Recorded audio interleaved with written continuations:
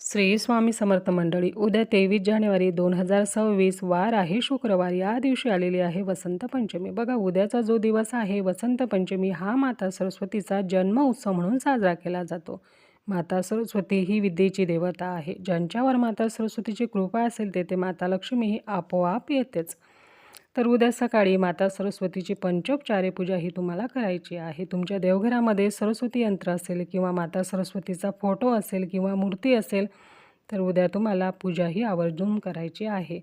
धूप दीप ओवाळून आरती म्हणायची आहे. पिवळ्या रंगाची फुले माता सरस्वतीला आवर्जून अर्पण करायची आहेत आणि पिवळ्या रंगाची मिठाई नैवेद्यामध्ये तुम्हाला दाखवायची आहे.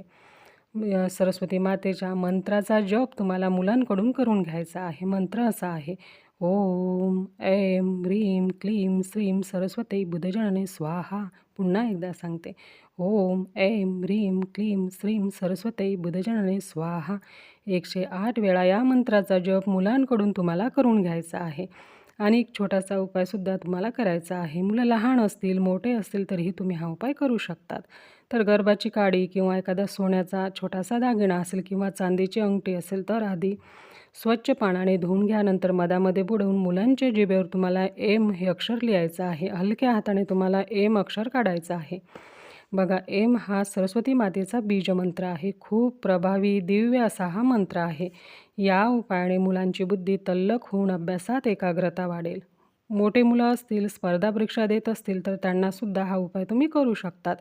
त्यांना या उपायामुळे यश प्राप्त होईल.